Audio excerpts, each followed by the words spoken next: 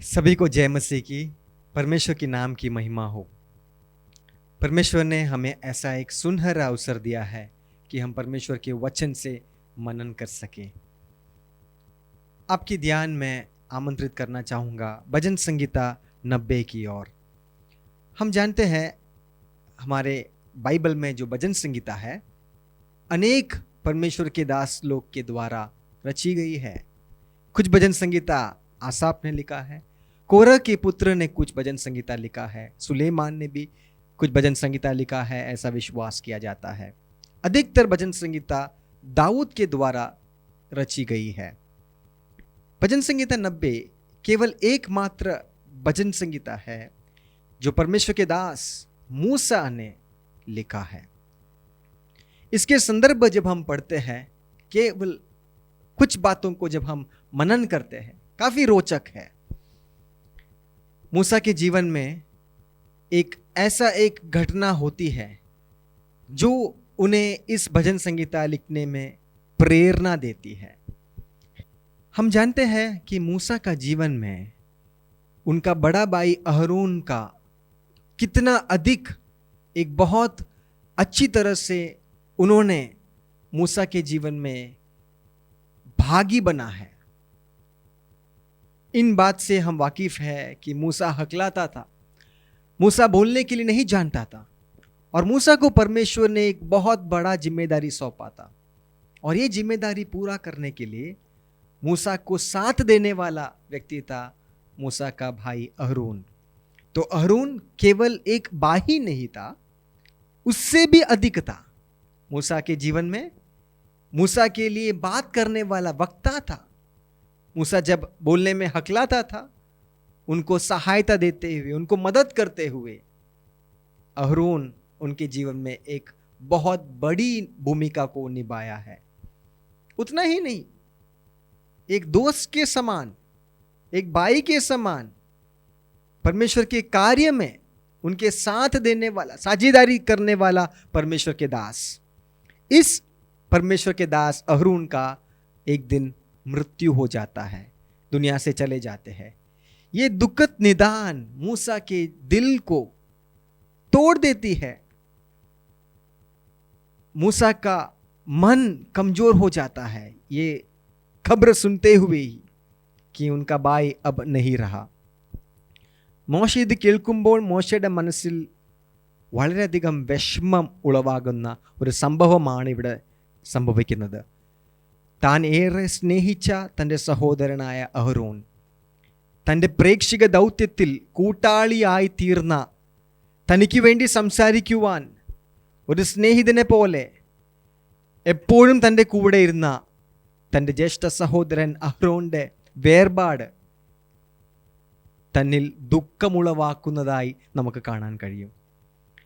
इतना बेहद दुख से जाने के समय ऐसा विश्वास किया जाता है मूसा पर्वत की ओर जाकर इस भजन संगीता को गाता है। क्या है? पहली वचन में हम देखते हैं, हे प्रभु, मेरा भाई इस दुनिया से चला गया है, ये मेरे लिए बहुत ही दर्दनाक अनुभव है, लेकिन तू पीढ़ी से पीढ़ी तक मेरा दाम है।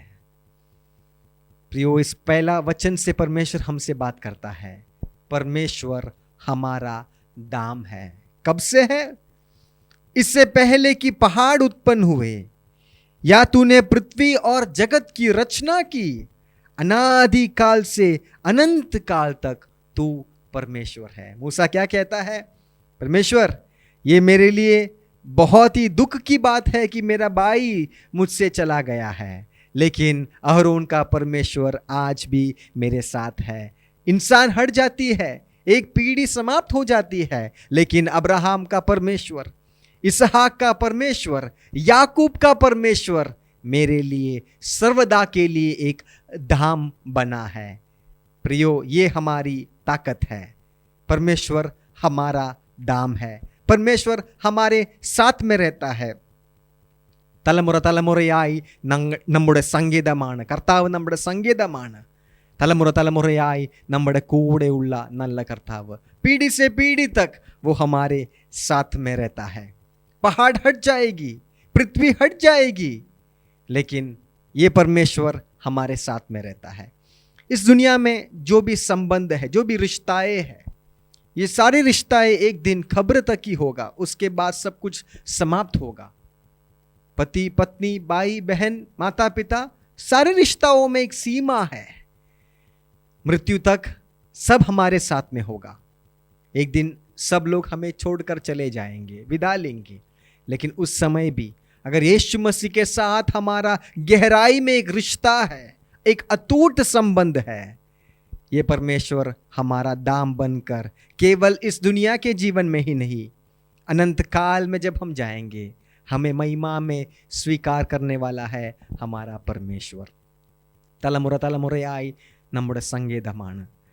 ഈ ലോകത്തിലുള്ള എല്ലാ ബന്ധങ്ങളും കല്ലറയോട് അവസാനിക്കുമ്പോൾ മരണത്താൽ മറയാത്ത മഹൽ സ്നേഹപ്രഭയായി യേശുവിനോടുള്ള നമ്മുടെ ബന്ധം നിത്യമായ ഒരു ബന്ധമാണ്. यीशु मसीह के साथ हमारा जो संबंध है वो अनंत काल का संबंध है. पहले वचन से ये हम सीखते हैं, परमेश्वर हमारा दाम है, कर्ताव നമ്മുടെ संगीतമാണ്. God is our refuge. आगे बढ़ते हुए हम देखते हैं, इसके 10वां वचन में हम इस प्रकार पढ़ते हैं, हमारे आयु के वर्ष 70 तो होते हैं, और चाहे बल के कारण 80 वर्ष भी हो जाए तो भी उनका घमंड केवल कष्ट और शोक ही शोक है. वह जल्द कट जाती है और हम जाते रहते हैं. तेरे क्रोध की शक्ति को और भय के योग्य तेरे रोष को कौन समझता है. 12 वचन विशेष ध्यान दीजिएगा. हमको अपने दिन गिनने की समझ दे कि हम बुद्धिमान हो जाए. यहां पर मूसा कहता है, മൂസ ജീവൻ की ക്ഷണഭംഗുരता को जानता था. ജീവിതത്തിന്റെ നൈമിഷികതയെക്കുറിച്ചാണ് നമുക്കിവിടെ കാണുവാൻ കഴിയുന്നത്. മൂസ कहता है, अधिक से अधिक कितना हम जीवन जिएंगे. 80 साल. 80 साल मतलब कितना दिन. मात्र 29,200 दिन के लिए आए हुए मेहमान हैं हम इस दुनिया में. मूसा समझता था कि जीवन कितनी छोटी है. मूसा ये समझते हुए परमेश्वर से अनुरोध कर रहा है.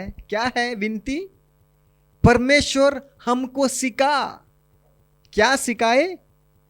ये सिखाए कि हम समझ पाए कि हम इस दुनिया में परदेशी है, हम इस दुनिया में मुसाफिर है, यात्रा करने वाले हैं.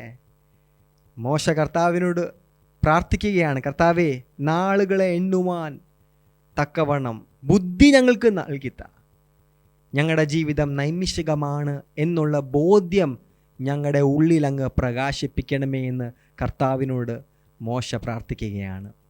നൈമിഷികമായ ജീവിതം ആണ് എന്നുള്ള ബോധ്യം നമ്മുടെ ഉള്ളിൽ പകരുന്നത് പരിശുദ്ധാത്മാവിൻ്റെ ക്രിയയാണ്.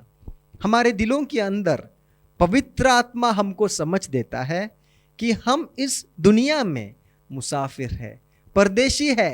हम एक ऐसे राज्य के बाट जोड़े हैं जिसको बनाया हुआ हाथों से नहीं है, परमेश्वर स्वयं उसको रचना किया है. इब्रानियों के पत्र में हम पढ़ते हैं, वहाँ पर इस प्रकार लिखा है, वे कबूल किए. क्या कबूल किए. कि वे परदेशी है, वे मुसाफिर है. वो अपने आप को याद दिलाते थे.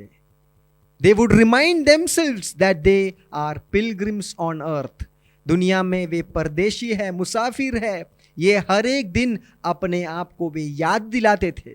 तो हम परदेशी हैं, हम मुसाफिर हैं, हम इस दुनिया के नहीं हैं, हमारा घर इस दुनिया नहीं है. परमेश्वर ने हमारे लिए बनाया हुआ उस अनंत काल का भवन को आगे देखते हुए हमें दौड़ना है. विश्वास का पूरा करने वाला यीशु मसीह को देखकर धीरज के साथ, हिम्मत के साथ, दृढ़ता के साथ हमें हमारी दौड़ को पूरा करना है. तो दूसरा बात परमेश्वर इस भजन संगीता से हमको सिखाता है, परमेश्वर हमारा शिक्षक है. परमेश्वर हमारा शिक्षक है. ये शिक्षक का खासियत क्या है. ये शिक्षक हमें क्या सिखाता है. ये शिक्षक पवित्र आत्मा हमारे दिल में रहकर हमें हर एक दिन याद दिलाता है, हमें सिखलाता है कि हम इस दुनिया में केवल जीने के लिए नहीं परमेश्वर ने हमें बुलाया है, एक विशेष उद्देश्य के साथ, एक विशेष काम के साथ सेवकाई को सौंपते हुए परमेश्वर ने दुनिया के उत्पत्ति से पहले हमें चुनकर अलग कर कर इस पृथ्वी में भेजा है। कारण क्या है? उस उद्देश्य को पूरा करना है। और उस उद्देश्य को पूरा करने के लिए हमारे मन के अंदर पवित्र आत्मा काम करते हुए हमें सिखाता है कि हम यात्रीगण हैं, पिलग्रिम्स ऑन अर्थ। हम यात्रा करने वाले हैं। हम इस यात्रा के दौरान कष्टों को अनुभव करते हैं, दुखों को अनुभव करते हैं। सियोन की देश की ओर थाकते हुए, उस शोभायमान देश की ओर, उसकी महिमा को देखते हुए हम यात्रा करते हैं। हमारा लक्ष्य स्थान अनंत काल का भवन है। प्रियो, अगर ये एक चिंता हमारे दिल के अंदर अगर आएगी, हमारा दृष्टिकोण बदल जाएगा, हमारा जीने की जीवन शैली बदल जाएगी. നാം ഈ ലോകത്തിൽ അന്യരാണ് എന്നുള്ള ചിന്ത നമ്മുടെ ഉള്ളിൽ വരുമ്പോൾ നമ്മുടെ കാഴ്ചപ്പാടുകൾ മാറുവാൻ ആരംഭിക്കും. നമ്മുടെ ജീവിത ശൈലിയിൽ മാറ്റം സംഭവിക്കും. നാം ഈ ലോകത്തിൽ മാത്രം പ്രത്യാശ വെക്കാതെ കർത്താവ് നമുക്ക് വേണ്ടി ഒരുക്കിയിട്ടുള്ള നിത്യതയെക്കുറിച്ചുള്ള ബോധ്യം നമ്മുടെ ഉള്ളിൽ ലഭിച്ചതിന് ശേഷം ഓരോ ദിവസവും കർത്താവിന് വേണ്ടി ജീവിക്കുവാൻ, കർത്താവിന് വേണ്ടി ഓടുവാൻ, കർത്താവിന് വേണ്ടി അത്യധ്വാനം ചെയ്യുവാൻ കർത്താവ് നമുക്ക് ബലം ഉറപ്പായും നൽകും. രണ്ടാമത്തെ കാര്യം നാം ഇവിടെ പഠിക്കുന്നത്, കർത്താവ് നമ്മുടെ അധ്യാപകനാണ്. പരിശുദ്ധാത്മാവ് നമ്മുടെ ഉള്ളിൽ വസിച്ച് നമ്മളെ പഠിപ്പിക്കുന്നത് എന്താണ്? നാം ഈ ലോകത്തിൽ അന്യരാണ്, പരദേശികളാണ്. കർത്താവ് നമുക്ക് വേണ്ടി ഒരുക്കിയിട്ടുള്ള ഭവനത്തെക്കുറിച്ചുള്ള ആ വെളിപ്പാട് പ്രാപിക്കുവാൻ ദൈവം നമ്മളെല്ലാവരെയും സഹായിക്കുമാറാകട്ടെ. परमेश्वर हमारा दाम है, परमेश्वर हमारा शिक्षक है. तीसरी बात को हम देखेंगे उसी अध्याय के 17 वचन. മൂന്നാമത്തെ കാര്യം, तीसरी बात 17 वचन को हम पढ़ेंगे. हमारे परमेश्वर यहोवा की मनोहरता हम पर प्रकट हो. तू हमारे हाथों का काम हमारे लिए दृढ़ कर, हमारे हाथों के काम को दृढ़ कर. यहां पर मूसा परमेश्वर से मांग रहा है, परमेश्वर से पुकार रहा है.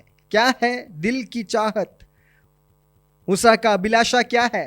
मूसा पूछता है, परमेश्वर मेरे हाथों के काम को दृढ़ कर. शायद हम सोचेंगे, मूसा आपने तो इतना बड़ा एक काम को हासिल किया है, विजय प्राप्त किया है, गुलामी से लोगों को छुड़ाकर कनान देश की ओर तक ले जाने के लिए आपने एक बहुत बड़ी प्रतिभा निभाया है.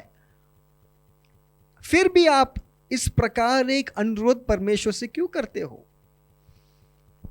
प्रियो, परमेश्वर का दास मूसा जानता था कि परमेश्वर के अनुग्रह के बिना वो कुछ नहीं कर सकता है.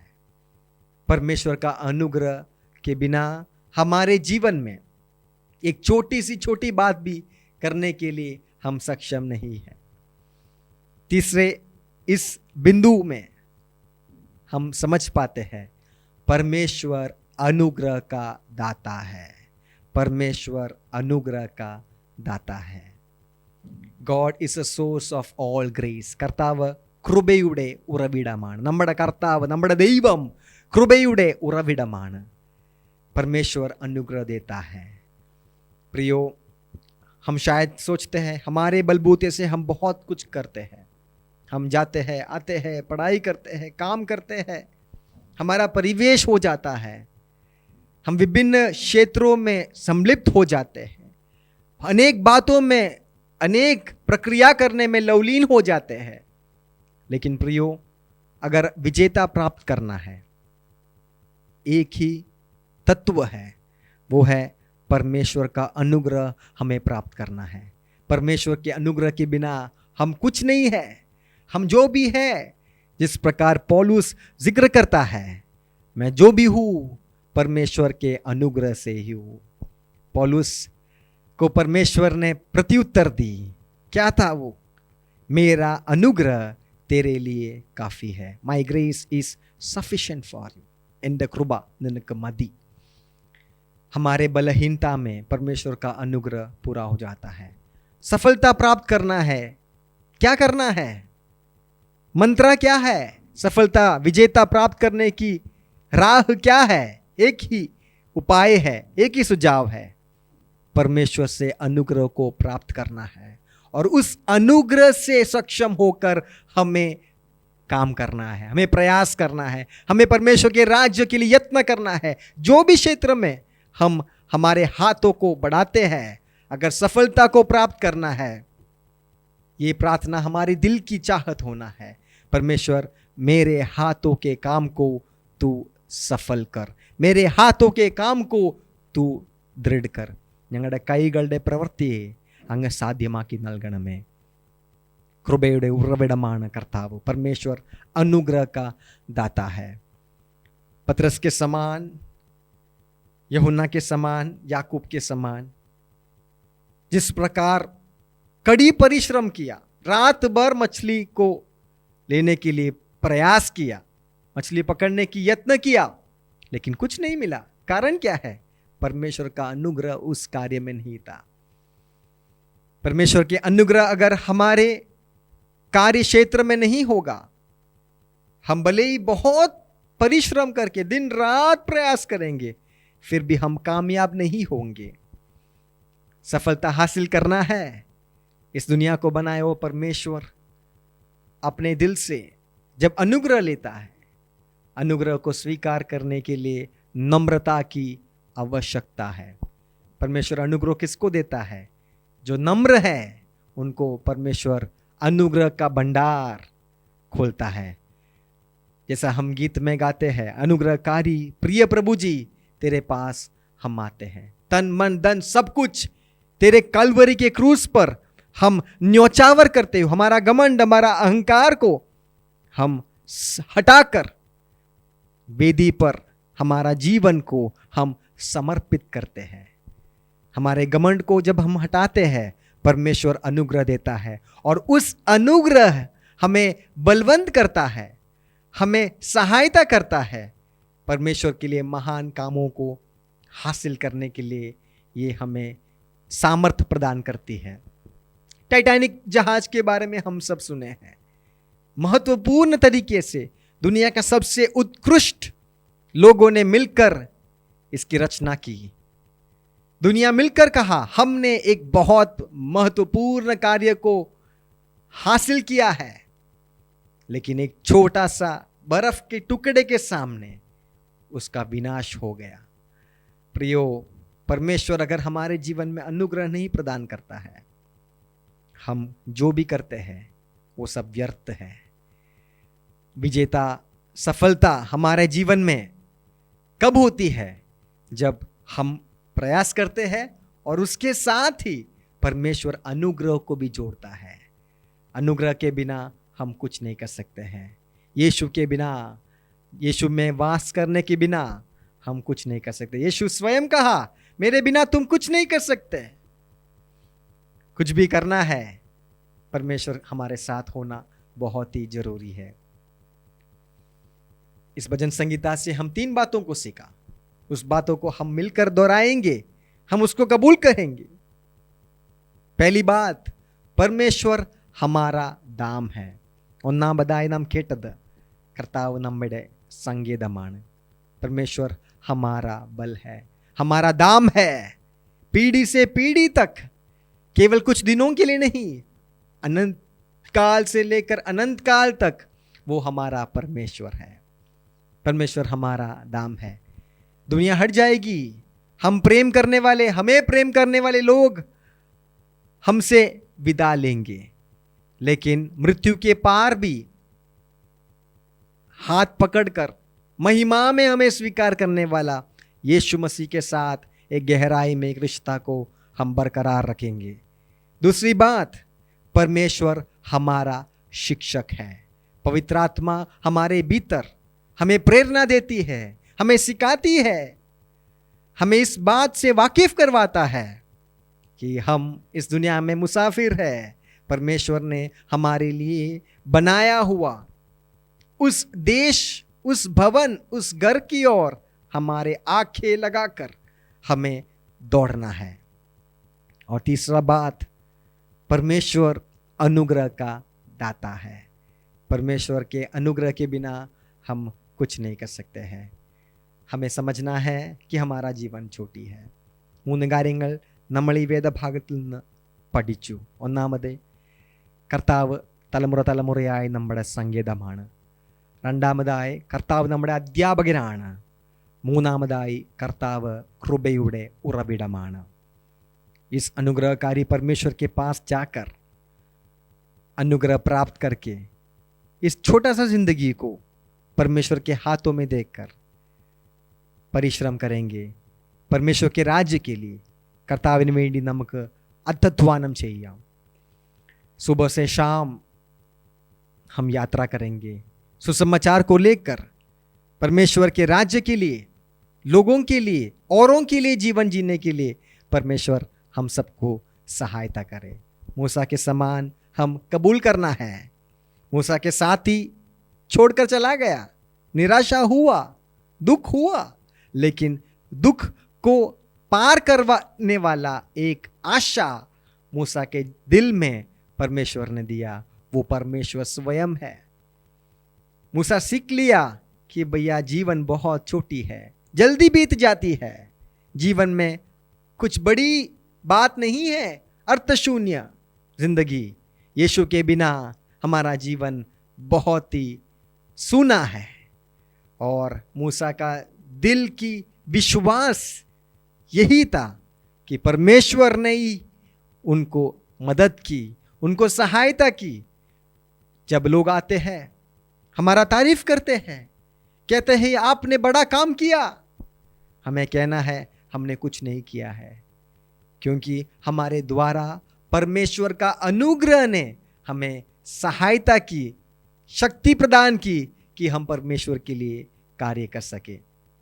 परमेश्वर के दास विलियम कैरी के पास जब आकर परमेश्वर के दास अलेक्जेंडर डफ ने पूछा, आपने परमेश्वर के लिए इतना महान कार्य हासिल किए.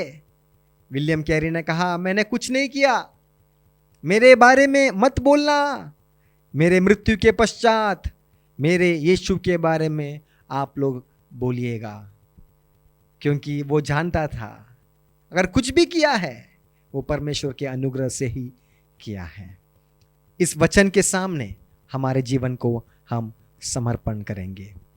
क्यों ना हम और एक बार हमारे जीवन को അവലോകൻ करने के लिए समय लेंगे. നമ്മുടെ ജീവിതത്തിനെ ഒരു പ്രാവശ്യം കൂടെ കർത്താവിൻ്റെ കരങ്ങളിൽ നമുക്ക് ഏൽപ്പിക്കാം. കർത്താവ് നമ്മുടെ സങ്കേതമാണ്.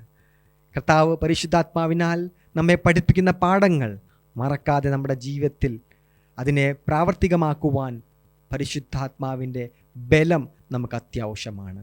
കർത്താവിൻ്റെ കൃപ നമ്മുടെ ജീവിതത്തിൽ ഇല്ലെങ്കിൽ നാം ചെയ്യുന്ന ഒരു കാര്യവും, നാം പലപ്പോഴും പല കാര്യങ്ങളിൽ നാം അധ്വാനം ചെയ്യാറുണ്ട്, എന്നാൽ അതിലെല്ലാം ദൈവത്തിൻ്റെ കൃപയില്ലെങ്കിൽ എല്ലാം അർത്ഥശൂന്യമായി തീരുമ്പോൾ ക്രൂശിലേക്ക് അരികിലേക്ക് വന്ന് നമുക്ക് പറയാം, കർത്താവേ നിൻ്റെ കൃപ ഞങ്ങളുടെ ബലഹീനതയിൽ കവിയുന്നതാണ്.